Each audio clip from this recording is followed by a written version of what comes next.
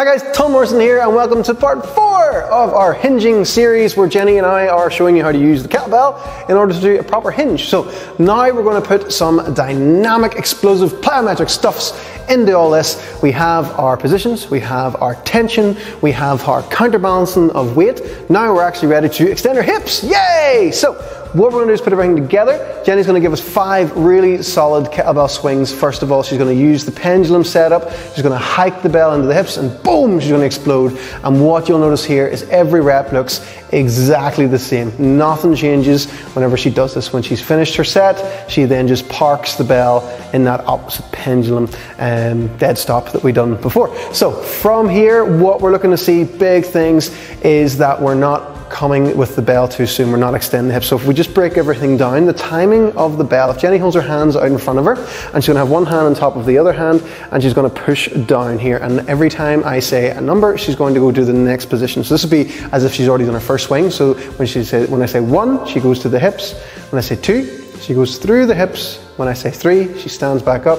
When I say 4, she stands back up. 1 is not this, okay? So Jenny does the hips and the hands together.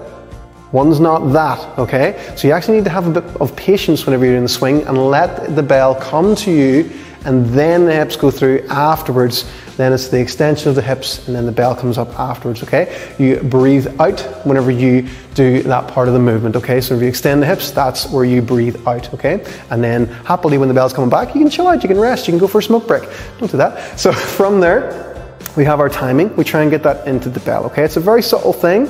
What we're looking for is that Jenny waits right to the end and then she goes through with the bell. Watch, boom, then she goes through. Wait, boom, wait, boom. Then she goes through with the bell, okay? So just 5 reps again and then she takes a rest.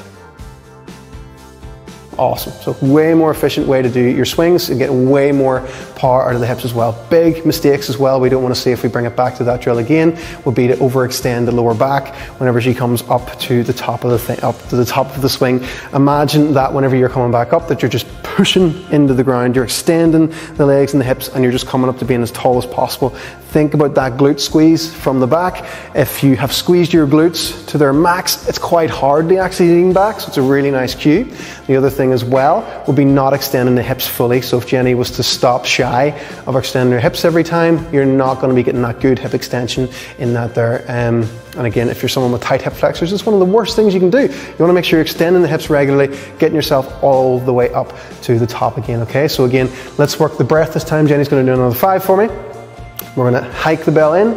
1, 2, 3, 4, 5, and then she parks it back, okay? So that is your kettlebell swing. Practice it for short sets first until it's really, really good looking, but whenever you have all your positions there, your tension is there, your breathing is there, you're gonna be able to do massive sets of this. You're gonna be able to get lots of work done in a short space of time. Really good conditioning tool. It's something that I personally really enjoy to use over a lot of other sort of cardio forms of training. I really enjoy kettlebell stuff for some reason. It's just a lot of fun, and you can pair it with other exercises too. So make sure to break down the technique, make sure to revisit the other videos as well to get everything right from the start, because if you get it right from the start, then it becomes an awesome training tool that you have in your toolbox forever. Okay guys?